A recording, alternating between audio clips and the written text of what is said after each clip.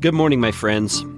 And I hope by now you have listened to the Morning Mindset enough that you do feel like we are friends. I feel that way about you, even though I really don't know you. You've never been able to speak back to me other than comments that have been made on these Live, Build, Change podcasts. You've never been able to really connect with me on a personal level, which, by the way, if you would like to do, I would love to do. You can contact me via email is really the easiest way. Carey, C-A-R-E-Y, at livebuildchange.com.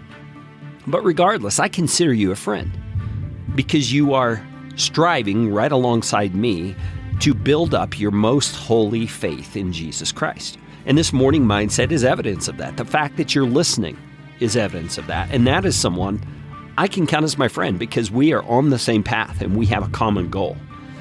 Today, I want to talk to you about fear. Fear. I remember one of the times when I was the most afraid that I can ever remember, and I'm sure it wasn't the most fearful circumstance I'd ever been in, but it stands out in my mind because of the kind of experience it was. My brother and some friends and I had been riding our bikes around our little town in the Panhandle area of Texas, and it was a summer day, and it was warm, and we were driving down by the railroad tracks, and there was this grain elevator. If you don't know what a grain elevator is, it's just a big tall building that they would store grain in.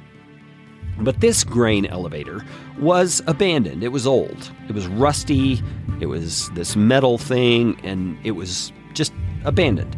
Well, we decided we were going to stop our bikes and go inside and see what was inside this old abandoned building. Now, I'm sure we were trespassing, but as kids, we didn't think about that kind of thing. We just saw it as some kind of adventure. So we decided to get off our bikes. We went in, and as we were about to go in, we started daring each other. Okay, who's going to go first? Who's going to do this? Who's going to do that? Well, we finally all got inside the door, and it was dark in there. The only light was coming in from far up in the top of this grain elevator and through the cracks in the big doors that we had pushed open to get inside.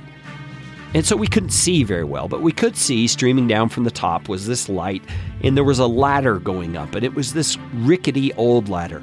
And so the place smelled because pigeons had taken up residence in there and all kinds of stuff. So just the whole atmosphere and environment was a little bit freaky. And you felt a little bit afraid, but also kind of invigorated at the same time, kind of like many people feel when they go to a horror movie. I don't like horror movies at all, but that's part of what people are experiencing there and why there's a rush to it. Well, we were in this thing for probably 5-10 minutes.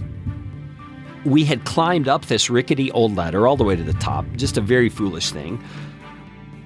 But as I was coming down that ladder, I realized that it was very quiet in there. I couldn't hear the voices of my friends or my brother. And so when I reached the bottom of the ladder, I looked around and I could not see anyone anywhere.